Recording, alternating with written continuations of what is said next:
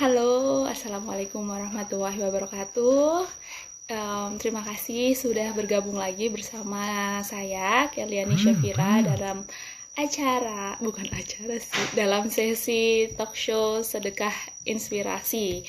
Nah, hari ini kita akan dapat narasumber, itu teman saya, namanya Feby Safira. Dia adalah salah satu bidan yang praktek di Puskesmas Wonosobo gitu. Terus mungkin buat teman-teman yang udah lihat poster sebelumnya, kita nanti akan bahas tentang segala macam jenis alat kontrasepsi dan juga yang direkomendasikan, alat KB apa yang direkomendasikan buat masa pandemi karena corona saat ini ya.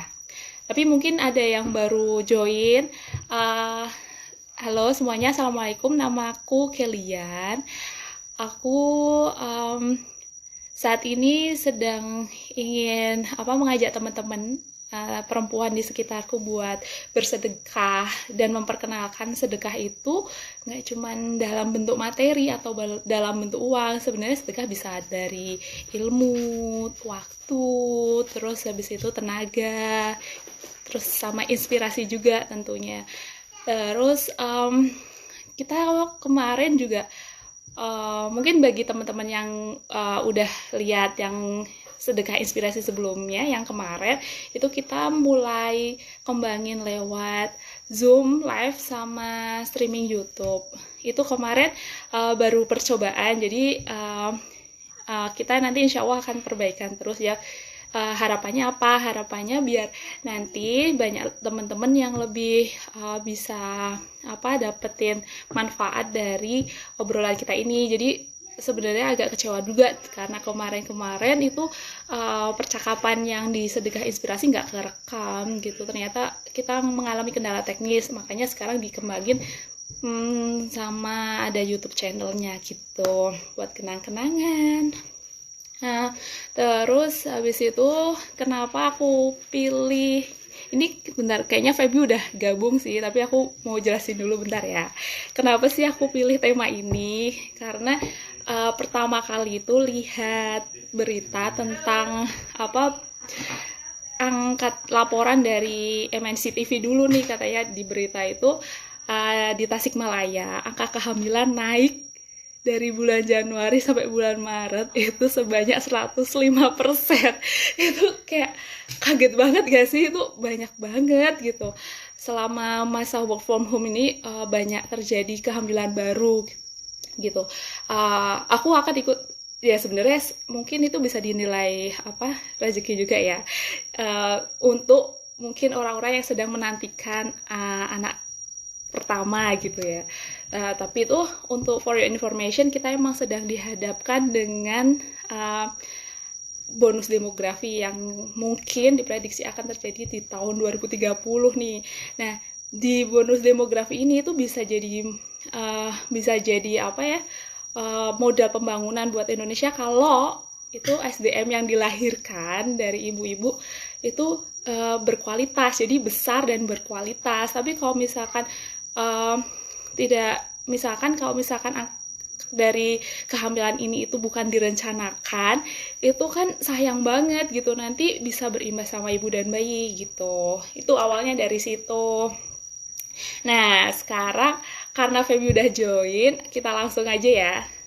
Tadi aku udah memperkenalkan Feby, tapi mungkin nanti dia bisa perkenalan diri lagi. Bismillahirrahmanirrahim. Halo semuanya, ini ada siapa lagi sih? Aku sapa dulu ya. Mbak Memel, Via, Carmila Dewi, Nidya. Oh banyak. Halo, ya Aduh cantik banget Allah. Nidan. Kok aku kelihatan tambah gendut ya di sini? Aduh. Enggak. Aduh berseri sekali ya. Iya, Gimana Beb? Bi. Sehat Beb? Alhamdulillah sehat. Kamu gimana, Kay? Alhamdulillah sehat. Ini Beb, Ih, aku tadi maaf ya kok bilangnya sebenarnya Beb ya, tapi karena udah iya kebiasaan. Mama. Sebenarnya aku nggak pede banget nih diwawancarai sama yang udah S2. Waduh, Enggak. Iya, Apa sih? secara dari ilmu kan mesti lebih lengkap kamu, lebih Halo, up halo, to halo, date halo. kamu, ya kan? Nggak apa-apa, Beb. Ini kita tuh sharing, Beb. Kan kamu yang di lapangan juga tahu Ya, kan kondisi di lapangan gimana. Terus juga kamu kan menghadapi pasien setiap hari, jadi pasti kan banyak yang mau bisa di-sharing gitu loh. Ini kita iya. nggak seminar, Beb. Ini kita ngobrol-ngobrol Iya, manfaat aja. betul, betul, Amin. betul. Sharing aja ya, nanti kalau ada bagusnya ya diambil, kalau ada jeleknya jadi ambil, gitu ya. Benar. Oke, ini Ibu Safiera, Feby Safiera. Iya. Bu Bidan dari puskesmas, salah satu puskesmas di Wonosobo. Gimana Beb, kerja sebagai bidan yang setiap harinya berinteraksi langsung nih sama ya ini nih yang mengerikan ini corona gitu kan, maksudnya secara nggak langsung kan juga ada rasa kekhawatiran kan pasti kan. Iya, Gimana Beb iya rasanya betul. Beb? Kalau waktu awal-awal ada muncul virus corona di Indonesia, itu tadinya aku udah parno. Apalagi tahu pertama kali muncul di Wonosobo itu ada satu yang positif, pikirannya tambah parno. Bener-bener tiap kali berangkat kerja, takutnya nanti aku membawa virus apa enggak ke rumah, kayak gitu kan. Lama-lama tambah parno. Terus setelah itu, tiba-tiba di kecamatanku ada yang positif. Otomatis tambah parno lagi kan tiap kali berangkat kerja. Ini terus, tapi lama-lama karena mungkin udah terbiasa, yang positif semakin banyak, ya mencoba bersahabat lah sama si corona ini. Walaupun tiap kali kalau berangkat piket, ini intinya kan aku niatnya udahlah bismillah, niat beribadah kayak gitu. Walaupun yang penting kita harus antisipasi, APD harus diperketat seperti itu. Udah berapa bulan tuh Beb, apa tuh namanya, mulai pakai APD lengkap gitu dari puskesmas diminta gitu?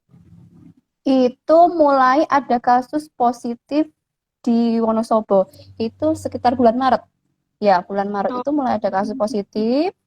Kebetulan itu dia kasus yang pertama itu dia datang dari Jakarta. Dia ketularan dari apa? Tertular dari majikannya kalau nggak salah itu. Nah, semenjak itu eh, di puskesmas semakin diperketat APD-nya. Pertama kita masih pakai ini, masih pakai apa? Jas hujan. Tuh, pertama masih pakai oh, jas hujan. Iya, tapi alhamdulillah sekarang udah bertahap sih ya. Awalnya pakai jas hujan. Habis itu udah sedikit meningkat, di puskesmas, kita membuat gaun itu, yang panjang. Habis itu, ditambah penutup wajah, terus masker. Nah, kalau sekarang karena kecamatanku itu peringkat satu se-Kabupaten Wonosobo, jadi sekarang kita di Poli kita pakainya hazmat gitu. Alhamdulillah sih kalau, respon puskesmas, untuk melindungi semua pegawai-pegawainya itu bagus gitu. alhamdulillah. Ya Allah, aku Iya, merinding ya Allah. Bayangin coba, doain ini ya. ibu bidan ya. Bayangin coba ibu bidan kalau misalkan yang nolong persalinan itu tuh pakai baju hamzat yang panas gak sih Beb? Pasti panas kan? Panas, panas banget. Itu jauh, itu padahal harus nungguin pasien juga dalam waktu yang enggak Iya, sebentar gitu.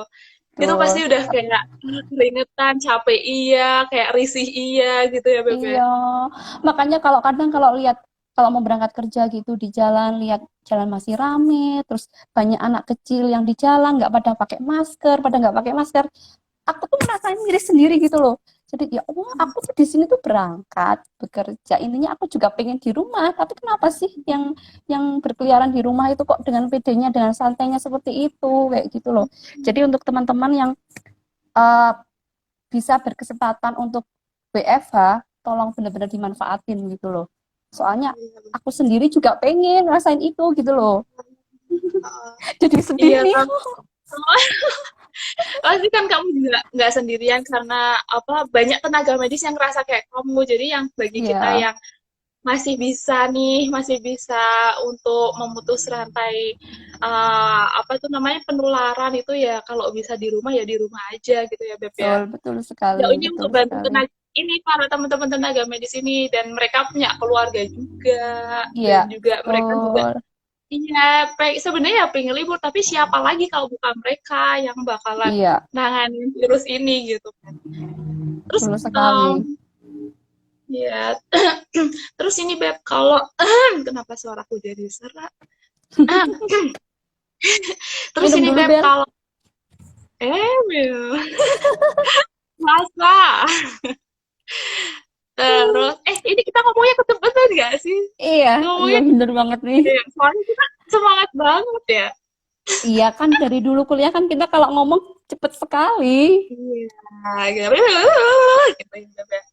Terus ini Beb, kalau sekarang nih, kalau kondisi pelayanan dari apa tuh namanya pasien-pasien umum gitu, kalau di puskesmas selama periode pandemi ini, itu gimana Beb? Apakah kalau di puskesmas gimana? Terus kalau misalkan di bidan prakteknya gimana? Apakah klinik-klinik pada tutup atau tetap buka gitu kalau yang klinik-klinik?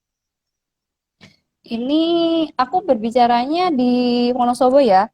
Jadi kalau Mm-mm, di iya. lingkungan puskesmasku kan ada beberapa dokter praktek mandiri, ada bidan praktek mandiri, ada juga perawat praktek mandiri. Kalau perawat dokter itu ada yang sebagian tutup. Kemudian kalau bidan praktek mandiri yang dia menerima persalinan 24 jam, dia masih buka. Nah, kalau untuk puskesmas, pelayanan cuma dibatasi waktu pendaftaran. Kalau hari-hari biasa itu kan sampai jam 12 siang. Nah, mulai ada Hmm. pandemi ini, kita pendaftaran buka cuma sampai jam setengah 11 siang.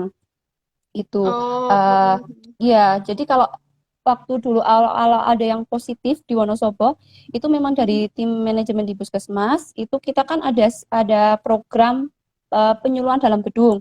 Jadi yang oh, tadinya penyuluhan dalam gedung itu setiap hari Senin setelah apel, kita perketat. Jadi tiap hari kita penyuluhan dalam gedung. Jadi di sini Promkes dia berperan aktif sekali.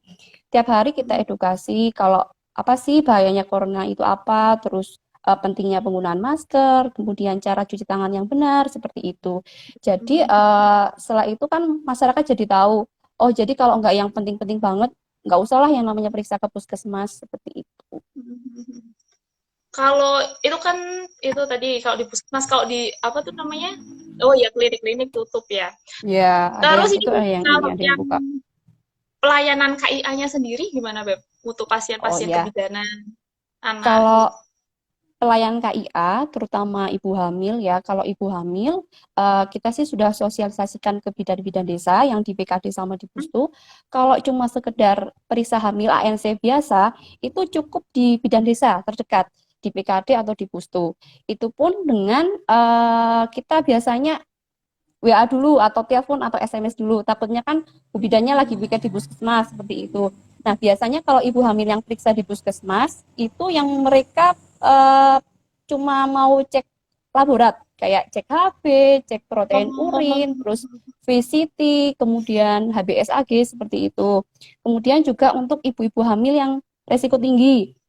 Contohnya mm-mm. kayak yang mungkin preeklamsi, terus dia uh, ada penyakit penyerta seperti itu biasanya yang perlu dikonsulkan sama dokter sama dia ingin membuat rujukan ke rumah sakit, nah itu baru ada yang ke puskesmas. Seperti itu. Kalau yang perlu kayak periksa hamil biasa sih biasanya rata-rata sama bidan desa, sama di PKD sama pustu kayak gitu. Iya, iya, iya. Jadi emang emang untuk meminimalisir itu ya kontak sih ya Beb ya sebenarnya Ya, tujuannya betul ya. sekali. Ini aku juga kemarin tuh baru apa tuh namanya ini ikut seminar online apa Kuluap ya kuliah WhatsApp Ya, kuliah yang dari WhatsApp. Dr. Risantio SPOG di Sarjito itu juga katanya ini di Jogja ini angka kunjungan pasien kebidanan ke apa tempat pelayanan kesehatan itu menurun dan juga angka Iya. ya angka ibu-ibu yang mengakses KB juga turun drastis banget karena mungkin kan emang Mm-mm. eh, orang-orang pada parno juga ya kalau misalkan mau ke Betul. mana puskesmas gitu yang mungkin banyak apa kuman atau pada virus gitu kan ya Beb Betul. ya. Mm-mm. Betul, betul banget, Oke, Beb. nah terus nih kita mulai beralih ke jumlah kehamilan yang meningkat di beberapa daerah nih. Itu kan udah banyak banget nih Mm-mm. beritanya. Mm-mm. Sampai Mm-mm. ada tahunnya baby boom gitu ada istilah gitu kan. Betul. Baby boom Iya, iya, pasca iya. COVID gitu. Iya, Kalau betul, misalkan betul. di Wonosobo sendiri gimana, Beb? Apakah benar juga nih ada peningkatan jumlah kehamilan baru nih di sana? Mm-mm. Kebetulan kemarin belum lama ini kan aku piket sama bidan koordinator di puskesmasku ya. Kita ini kan dari bidan kan juga jarang sekali yang namanya rapat ya. Setelah pandemi ini kan kita kayak rapat puskesmas itu kan juga ditiadakan, paling semuanya lewat WA. Lah kemarin ngobrol-ngobrol, eh, biasanya itu kan target K1 di puskesmas itu kan ada yang merah gitu loh. Lah K1 tuh mulai kunjungan pertama bulan ya. kunjungan Mungkin awal, teman-teman ada iya yang kunjungan awal. Iya, uh, oh, uh, K1 itu kunjungan awal. Jadi untuk ibu-ibu awal-awal yang hamil itu biasanya ada yang masih merah. Nah, kebetulan bulan Maret sama April ini semuanya hijau. Jadi semuanya tercapai. Jadi memang ada kenaikan. Cuma bulan Maret sama April ini, kalau bulan Maret sama April lebih tinggi bulan Maret, bulan April ini ada yang abortus gitu. Nah, jadi makanya ini penting banget nih. Nanti kalau masalah KB itu disosialisasikan, soalnya kalau memang kehamilan yang tidak terencana kan takutnya bisa berimbasnya ke situ kan, seperti itu. iya, iya benar-benar benar. Terus kalau apa tuh namanya? Ini dari teman-teman ada yang mau tanya nggak nih? Ini dari tadi kita berdua asik ngobrol sendiri. Kalau misalkan Iya mau nih, ada yang ditanyain bisa apa ditulis aja di kolom komentar. betul Oke, betul betul BTW betul betul. Alisa di mana, Beb? Udah di bawah, sudah diungsikan. Ah, aduh, sorry ya, Kalau aku Vanessa dia, iya dia keponya lagi tinggi banget soalnya. oh ya. Ini demi nih ibunya ini mau sedekah inspirasi dulu ya, biar Iya, bermanfaat buat iya. kakak. Amin, amin. Oke, terus nih Beb, gimana sih kalau misalkan, oh ya, kalau pelayanan KB di Puskesmasmu sendiri gimana Beb? Kalau Ada pelayan kenaikan, KB, penurunan? Hmm. kalau penurunan iya, ada penurunan. Terutama kalau KB suntik itu kan biasanya memang bisa di bidan desa. Lah ini memang ada penurunan, tapi kalau pelayanan KB di puskesmas aku bekerja ini, kita tiap hari buka jam kerja buka. Jadi kan ada beberapa puskesmas yang kalau pelayanan IUD atau implan itu kan dikhususkan hari apa gitu. Kalau kita setiap hari pelayanan KB, suntik, IUD, implan, yang dan lain itu setiap hari buka. Kecuali IFA. Kalau IFA itu dikhususkan tadinya hari Selasa, sekarang pindah di hari Jumat gitu. Oke. Terus, Beb, kalau apa tuh namanya? Ini kan dari tadi kita kan bahas KB ya. Mm-mm. Tolong KB gitu. Itu kan buat sebenarnya selain untuk menunda itu menjarangkan dan memberhentikan gitu ya, Beb ya. Iya, betul. Salah ya terus tuh tujuannya juga bisa untuk apa membatasi kehamilan nih, Beb. Mm-mm. Itu Betul kenapa banget. sih Beb kalau misalkan hamil itu harus dibatasi Beb? Ada mungkin bisa di-share nih apa alasannya kok kita meminta untuk kehamilan itu kalau bisa dibatasi gitu atau Iya, ditunda, Kak. maksudnya diberi jarak gitu. Iya. Ya, takutnya gini, kalau kita tidak menunda atau membatasi kehamilan, takutnya nanti terjadi kehamilan tidak diinginkan. Lah, kalau kehamilan tidak diinginkan, itu kan pasti banyak akibatnya ya. Salah satunya otomatis ibunya pasti dia depresi. Oh, aku harusnya ini nggak pengen punya anak, belum pengen punya anak, dia kok tiba-tiba punya anak. Otomatis dia juga mungkin kalau suaminya juga tidak menginginkan, dia bisa kekurangan kasih sayang, ya kan? Kurang kasih sayang. Nah, Oh, kalau itu semua nanti bisa terjadi akibatnya apa? Satu, ibunya kekurangan nutrisi, ya kan? Kalau ibunya kekurangan nutrisi, otomatis dia berakibatnya ke si bayi. Bayinya bisa IUCR. IUCR itu bayinya tumbuhnya nggak sesuai dengan umur kehamilan. Kemudian bisa juga bayinya itu bisa sampai IUFD. Nah, bisa juga nanti bayinya lahirnya berat badannya rendah, ya kan? Kalau berat badan bayi rendah, IUFD itu nanti tadi bisa apa Beb? berakibat apa? Oh ya, IUFD IUFD. itu bayinya intinya bayinya itu meninggal di dalam. Ya, jadi Ya. bisa juga karena kelainan. Nah, itu kalau memang kita kekurangan nutrisi, kemudian otomatis kalau ibunya dia kehamilan tidak diinginkan, otomatis dia kalau mau periksa ke bidan atau ke dokter itu kan dia pasti udah males kan. Padahal ibu hamil itu kan dia penting sekali untuk mengkonsumsi vitamin ya kan. Karena vitamin itu kan untuk pencegahan kelainan pada janin, kecacatan pada janin. Lah, kalau itu terjadi, otomatis bisa berakibat itu tadi, bayinya bisa meninggal di dalam rahim. Nah, terus bisa juga nanti bayinya tiba-tiba uh, dia bisa lahir rendah berat badannya, tidak sesuai dengan umur kehamilan. Terus dia juga bisa stunting, nanti dalam proses tumbuh kembangnya bisa terganggu seperti itu. Bahkan bisa terjadi AKI AKB. AKI itu angka kematian ibu dan AKB angka kematian bayi.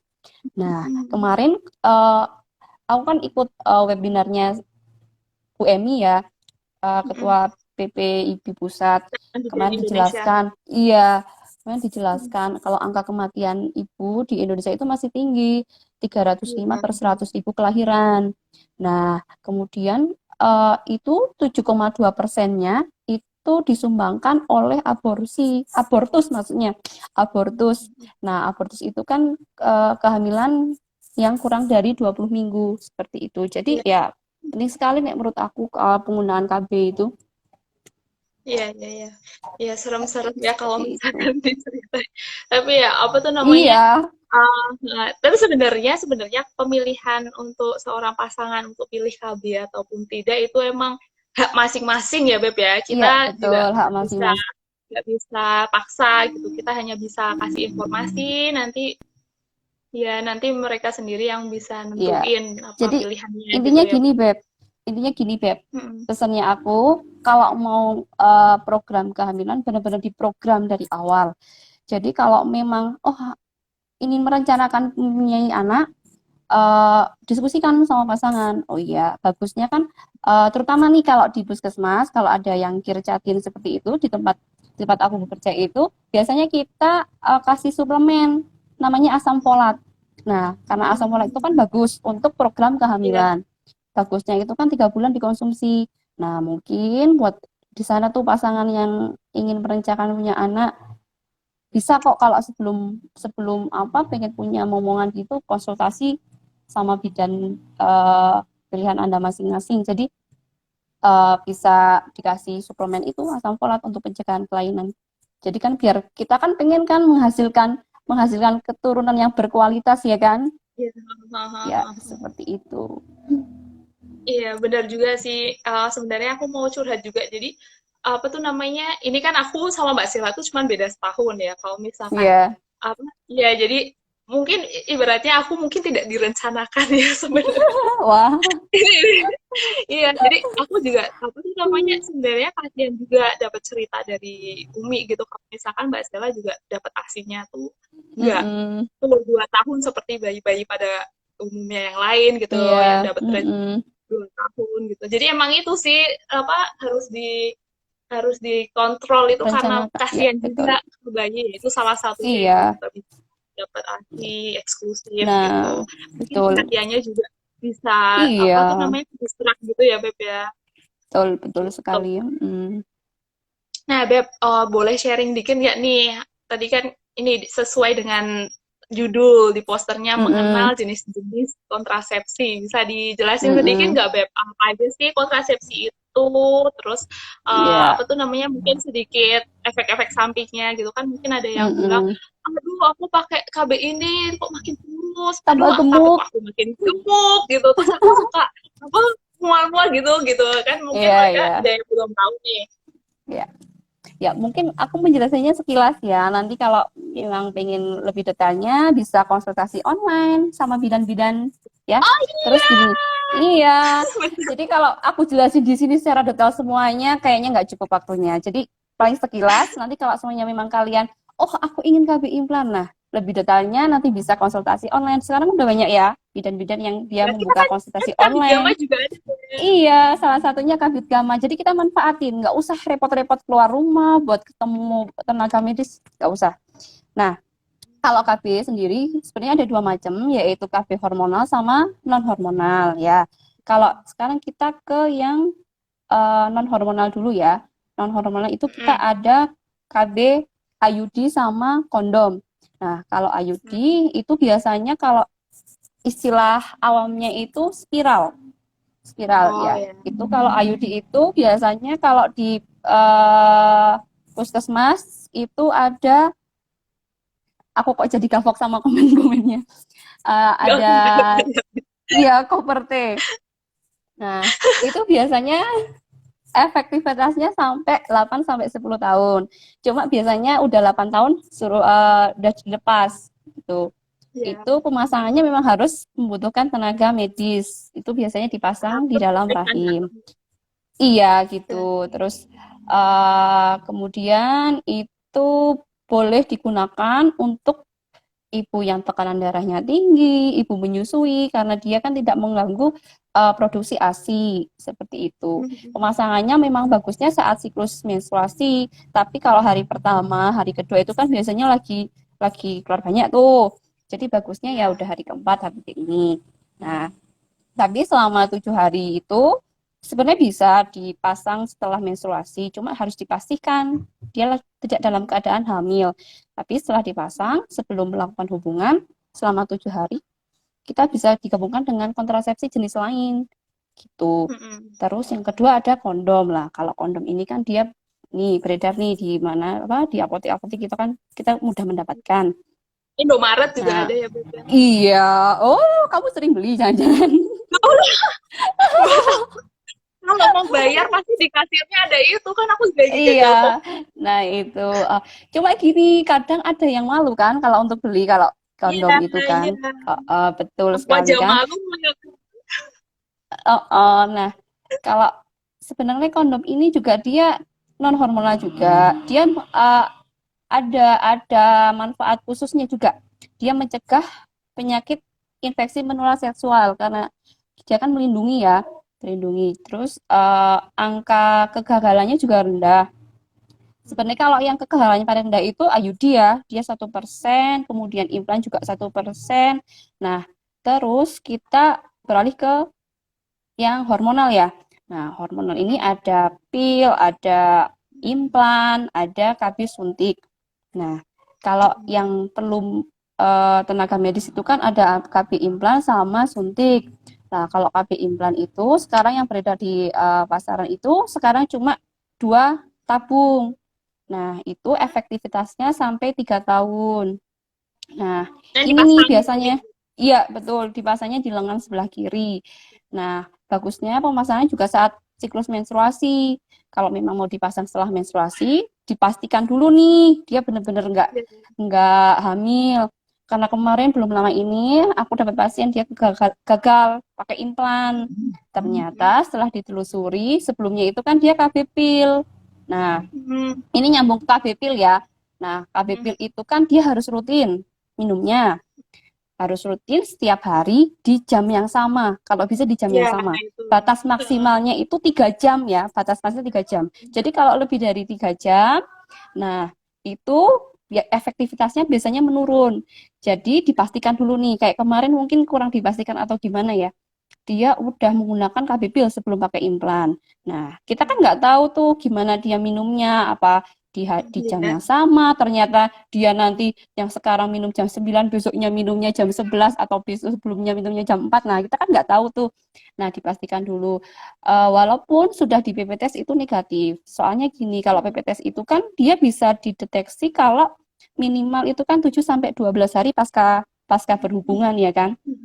Bisa jadi mereka sudah berhubungan, tapi belum bisa di PP tes, ternyata beberapa hari setelah itu dia positif hamil, karena dilihat dari tinggi fundusnya kemarin itu udah sekitar 20 minggu. Padahal kalau tanggal dipasang dari implannya itu, dia baru 12 mingguan, baru dipasang. Jadi kadang kita perlu tahu juga tuh, kegagalan KB itu bukan serta-merta semuanya kesalahan dari KB-nya. Ya, tapi dari kitanya dulu seperti itu. Jadi dilihat dulu, sebelumnya KB-nya apa, ternyata sebelum pasang dia sudah berhubungan dulu, tapi bilangnya udah berhubungan, seperti itu. Kadang kan ada yang menyalahkan, aku pakai ini gagal, ini nggak cocok ini. Nah, kita dilihat dulu sebelumnya seperti itu.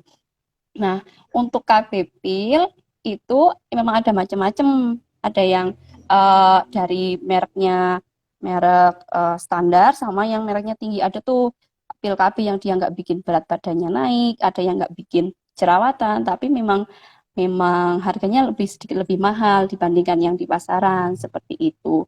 Nah, kalau pil KB, ini aku kok lebih beneran ke pil KB ya, soalnya yang gampang diakses ya sama masyarakat ya. Kalau implan sama IUD itu kan mesti di KIE kan, sebelum pemasangan mesti bidanya mesti KIE dulu. Nah, kalau yang hormonal kayak implan, kemudian pil, kemudian KB suntik, itu biasanya kalau tinggi tekanan darahnya tinggi, itu memang nggak diperbolehkan. Disarankan ganti cara lain karena dia efektivitasnya menurun untuk yang tensinya tinggi sama yang berat Oh, badannya 70 kilo ke atas itu.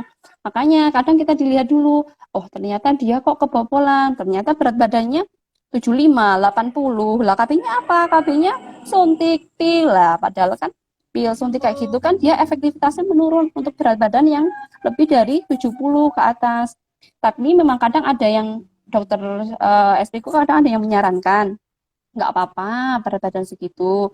Tapi soalnya kalau KB itu kan cocok-cocokan ya tiap orang. Kayak contohnya KB suntik 3 bulan. Itu kan dia kadang ada yang nggak mens sama sekali. Kadang ada yang ya. mens, kadang ada yang mens terus menerus nggak sembuh-sembuh kayak gitu. Nah, itu memang tiap orang beda-beda. Jadi memang cocok-cocokan kayak gitu. Paling sekilas itu, nanti kalau memang pengen KB apa kayak gitu, bisa dikonsultasikan dulu. Terus terutama sama suami, jangan sampai suami protes ya. Iya, iya, iya. Oh, itu tadi banyak banget ya, udah dijelasin nih sama Feby nih. Kalau KB itu sebenarnya ada banyak banget. Ini yang belum disebutin juga Banyak masih ada. banget. Kita ada Uh, jangka panjang, steril, terus kalau yang kalender mm-mm. gitu-gitu. Tapi kita ini Iya, apa kalender namanya juga bisa. Tapi kalau atau senama kalender, tertentu gitu banyak banget. ya kalau kalender itu dipastikan benar siklus menstruasinya teratur gitu. Adanya. Pastikan siklus menstruasinya teratur. Iya. Kemudian juga paham pola kapan saat masa subur kayak gitu. Itu nanti bisa dikonsultasikan karena siklus menstruasi kan kadang ada yang beda-beda, ada yang siklusnya panjang, ada yang siklusnya pendek gitu. Iya, oke. Terus juga mungkin tadi apa informasi juga kenapa sih kalau misalkan kayak implan terus habis itu IUD itu dipasangnya kalau direkomendasikannya saat mens karena ya itu tadi kita Ya, betul. memastikan kalau itu tidak ada pembuahan di situ ya Beb ya. Jadi udah Betul. pasti kalau misalkan ditandai dengan mens berarti sedang tidak ada apa pembuahan gitu. Terus Pembuahan. Beb, jadi kalau misalkan nih kalau di puskesmasmu sendiri paling laku apa Beb? Paling laris. Implan. Implan. Implan. Sebenarnya kemarin Oh, itu sebelum sebelum ada corona ini, Puskesmas kan ngadain ini apa safari KB. Pasti kan tiap tahun ada safari KB. Lah, itu udah berjalan tuh 2 hari. Habis itu dikat karena ada ini kan, ada virus udah corona udah masuk ke Wonosobo. Kemudian dibagi setiap hari 10-10. Tapi kan mulai tuh banyak rame. Terus ya udah deh kita hentikan dulu. Nah, kalau melihat dari banyaknya peserta yang Safari KB, itu memang paling banyak yang didominasi itu adalah aseptor KB implan susuk itu. oh, Iya, soalnya iya, kalau iya. IUD kan mereka pada takut kayak gitu. Ada yang Oh bilang gitu. takut. Iya, Oh, ada yang kadang kan ada mitos-mitos yang IUD-nya bisa jalan-jalan sampai mana kayak iya, gitu iya. kan. Itu kan Mas ada yang mitos pernah bilang sekali. ini apa hoax juga sih masa bisa sampai ke otak gitu. Aku pernah pernah dengar tuh katanya ini apa dilepas KB IUD-nya soalnya sampai ke otak terus aku mikir coba gimana Iya, gitu. masa Tapi bisa ini maksudnya jalan-jalan mungkin sampai awam sini ya gitu ya. karena kan Iya. awam mungkin belum apa tuh namanya banyak kayak apa tuh namanya internet dulu kan masih zaman kita kuliah belum banyak nggak sih Iya, sosial media online jadi betul, oke betul. terus nih Beb sebelum ke pertanyaan selanjutnya nih ada Ada dari yang Tifa bertanya nih tuh. nih Ya, pasca Tifa kalau ada yang mau kontrol atau pasang KB di masa pandemik gimana prosedurnya ke puskesmas. iya. Kalau mau pasang, sebelumnya kalau bisa janjian dulu sama Bu Bidannya. Biasanya kalau di desa itu dia bisa konsultasi dulu sama bidan desanya, nanti bidan desanya bisa ngomong sama yang petugas piket. Oh, hari ini ada pasienku mau pasang implan, mau pasang IUD seperti itu. Nah, kalau penggunaan APD, kalau kemarin dari Bu Emi, itu kalau di Poli itu menggunakan APD level 1. Tapi kalau untuk pemasangan KB bisa sampai ke level 2, terutama untuk pemasangan IUD sama implan. Karena takutnya kan kita bisa terkena tuh cairan-cairan, ada cairan darah, cairan dari vagina seperti itu. Jadi tetap kita menggunakan APD yang ini. Oke, ya sudah terjawab ya, Tifa ya.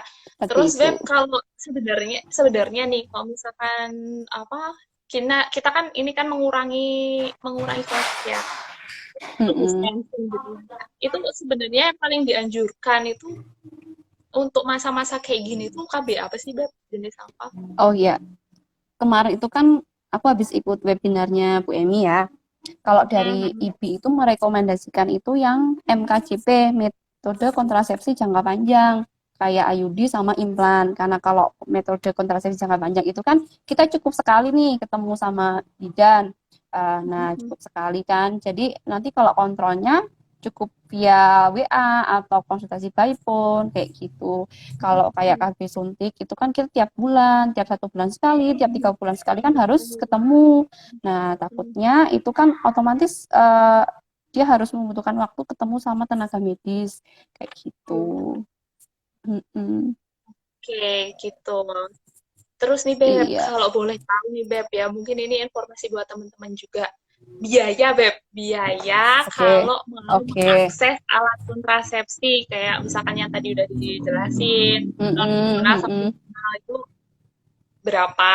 Kalau misalkan dari pakai BPJS berapa? Terus kalau pakai Mandiri berapa? Iya, Kalau ini aku belum tahu sih, iya. bisa share nggak?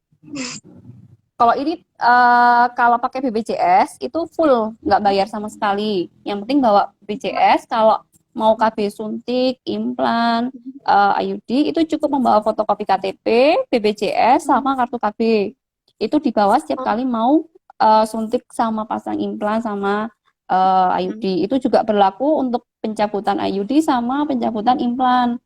Nah, untuk oh, kalau umum itu kalau iya. puskesmas itu kan mengacu peraturan bupati, Perbub. Jadi tiap daerah Mm-mm. mungkin beda-beda. Kalau di Oh, ya. Wonosobo Sekitar berapa? pasang iya, kalau pasang IUD di Wonosobo itu IUD 50. Kemudian lepas Oh, IUD 30.000. Iya, kaget ya, murah ya. Terus kalau iya. implan pasang Heeh. 50, bongkar 50. Kalau IUD plus IVA itu 60.000. Kalau suntik Hmm. 15.000. Kalau kondom sama pil itu cuma bayar pendaftaran aja 10.000. Nah, jadi Hmm. kalau yang ibu-ibu di luar sana nggak usah pada takut, takutnya mahal, mau KB.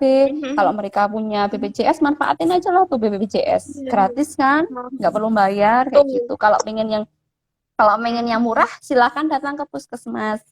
Karena kemarin juga Hmm. ini, aku menyinggung sedikit. Kemarin data dari Bu Emi itu, aku lihat memang pelayanan KB paling tinggi itu di puskesmas. Iya, 55,5% iya. gitu. Iya kan Ya. kemarin. Iya. Kemudian, jadi juga yang paling tinggi dilakukan sama bidan. Nah, karena apa? Hmm. Kalau di puskesmas nggak mungkin lah mahal-mahal. Karena itu kan fasilitas untuk pelayanan masyarakat ya. Jadi mengacu sama Perpuk masing-masing kayak gitu. Nah, Tapi tuh kalau di buat luar sana tuh ibu-ibu, nggak tahu. Iya, ya kalau buat di ibu-ibu kalau misalkan mau akses kami nggak usah ragu lagi sekarang, udah bisa diakses di puskesmas kan. Itu biasanya kan setiap iya, kecamatan udah ada nih kalau di kota-kota besar. betul. Itu bisa deket, terus habis itu dilayaninya sama bu bidan pula, bu bidannya baik-baik, sabar-sabar kayak Feby Mm-mm. ini.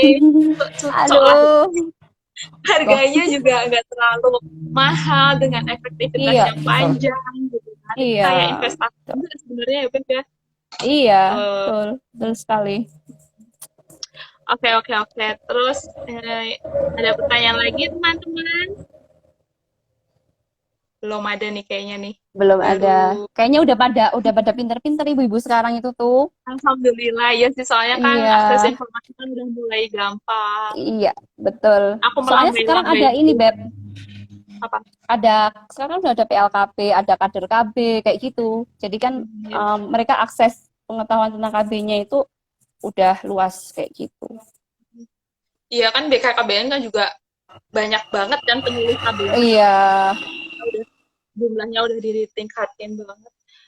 Oke, Beb. Terus nih, Beb. Ini, kan tadi kan untuk mencegah gitu kan. Nah, terus nih, kalau misalkan ada ibu-ibu yang dia belum pengen punya anak, tapi ternyata mm-mm. dia, namanya, eh ya itulah apa berinteraksi sama suaminya.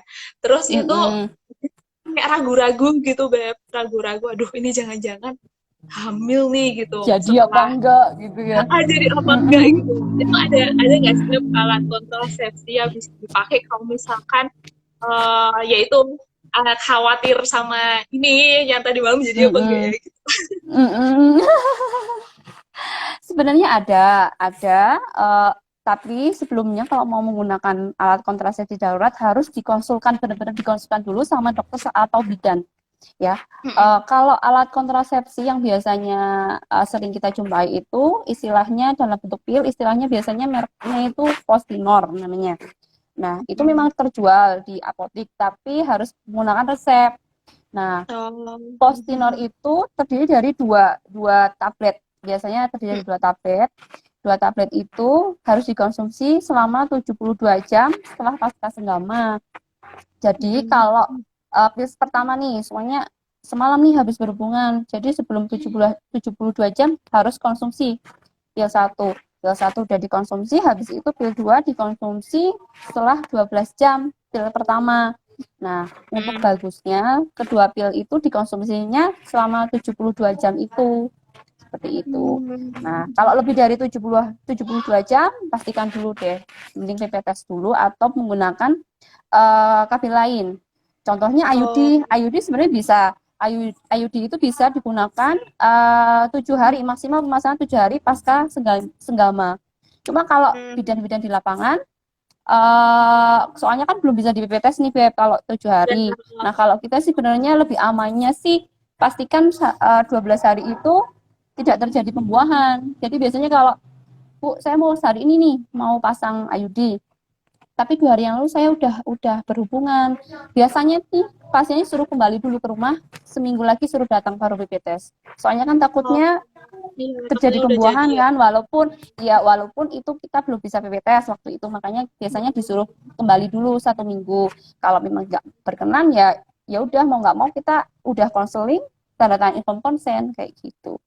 Nah ini sedikit meluruskan tentang Postinor ya Beb.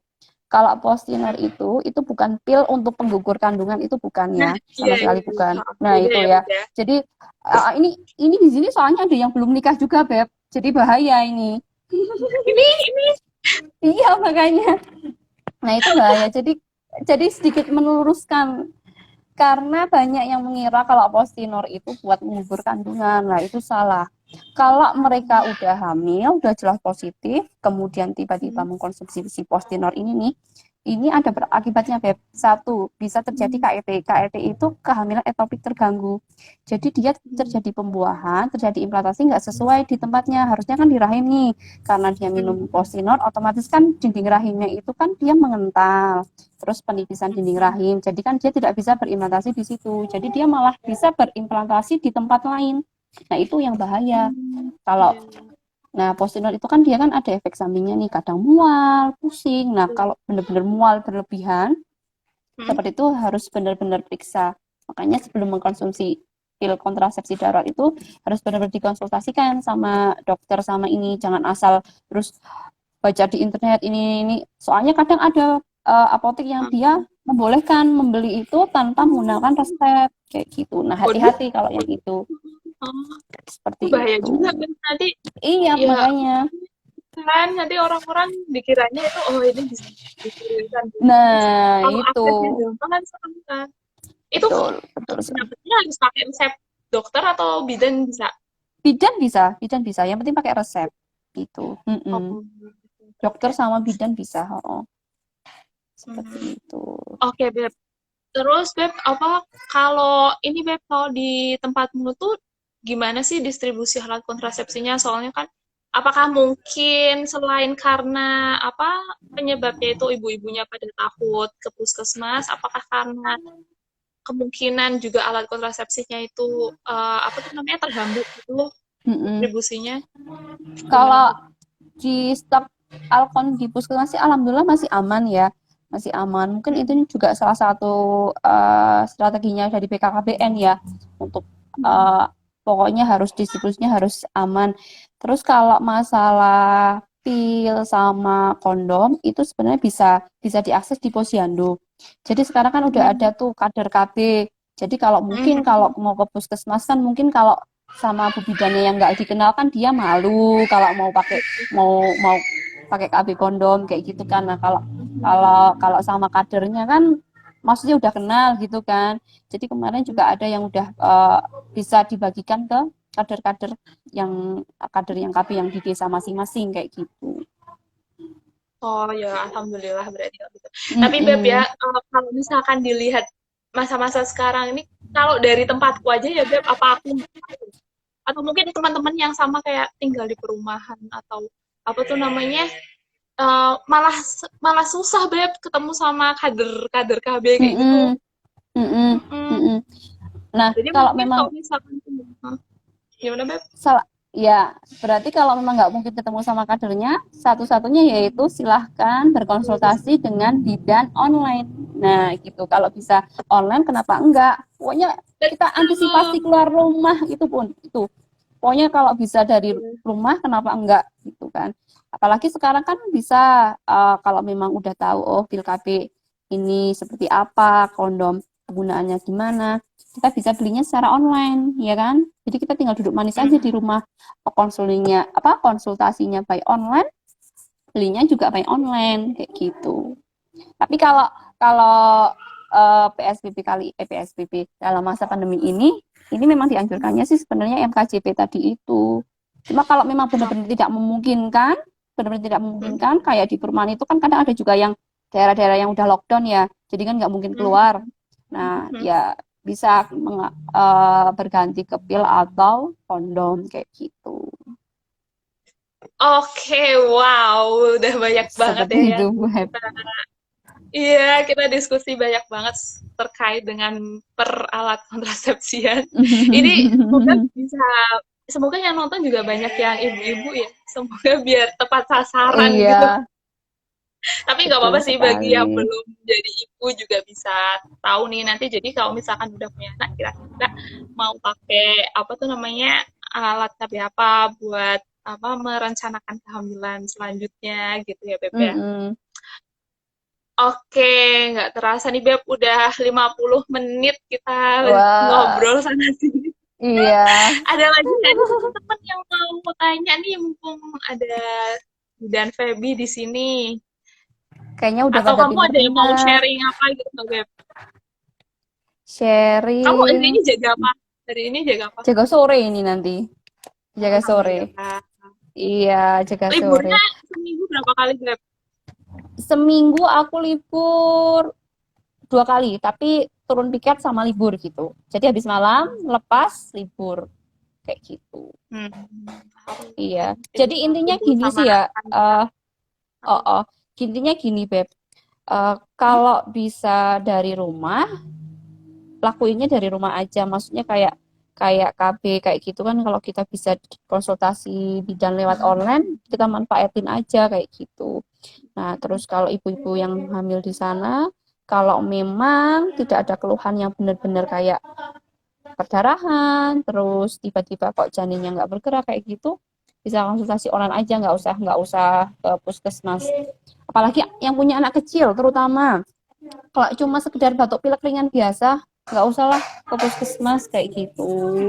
Kadang tuh aku tuh kalau lagi piket kayak gitu di MTBS banyak banyak pasien anak kecil, ibunya pada pakai masker, anaknya nggak pakai masker, rasanya tuh miris gitu loh. Kan inget anak di rumah kayak Iya, gitu iya, kan. iya, iya. Padahal kadang biasanya cuma batuk pilek ringan biasa.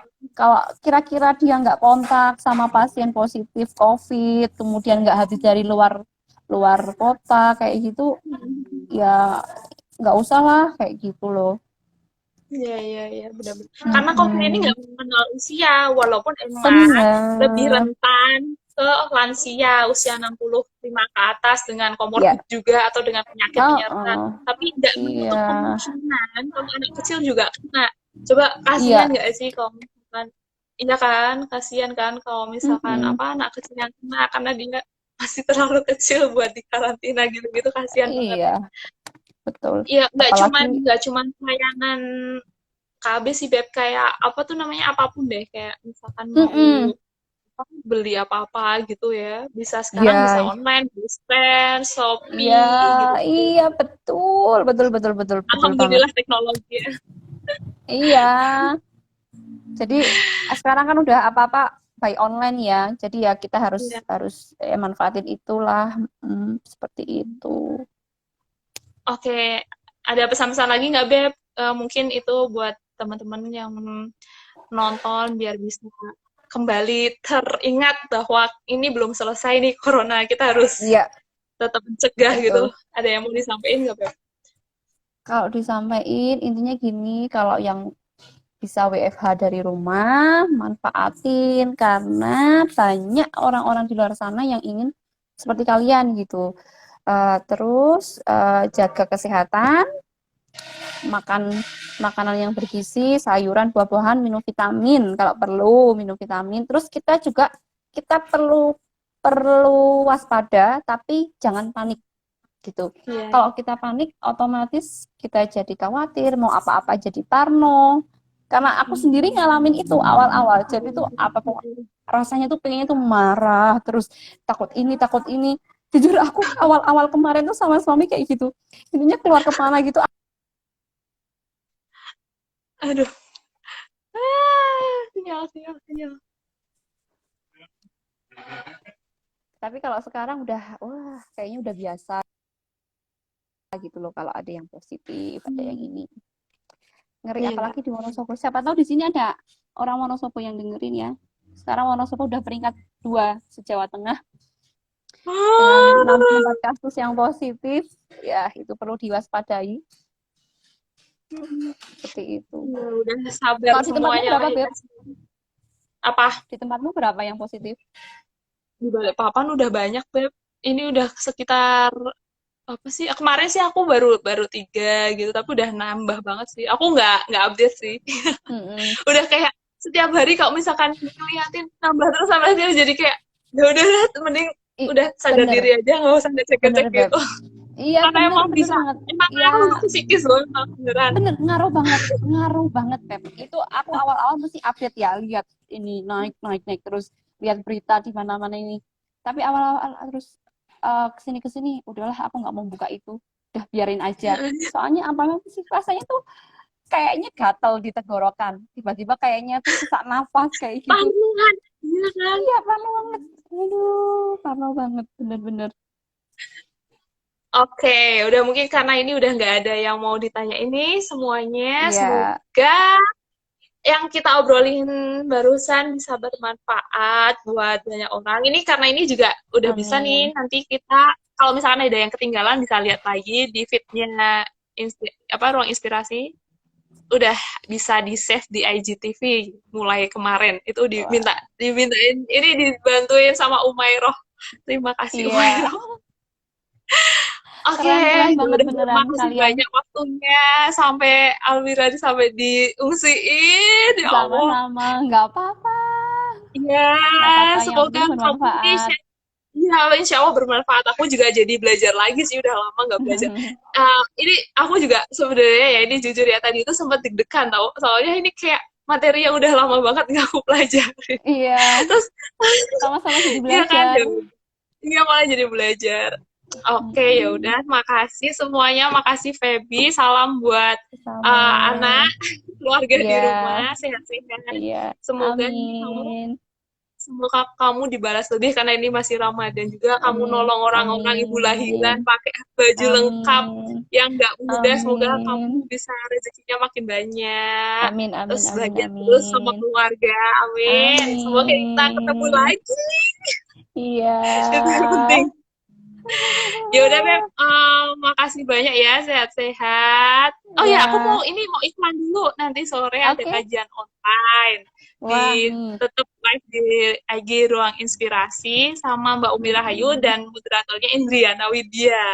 Mau bahas Wah. tentang hidup sebagai sebuah pilihan gitu. Wes. Nanti bisa dengerin sambil mau nyiapin makan buka, biar sambil Mm-mm. tiduran, biar sambil nyapu-nyapu bisa. Oke, makasih banyak ya Siap. Beb ya. Oke. Bye-bye Ya, semuanya. dadah. Assalamualaikum. Assalamualaikum. Salam. Salam.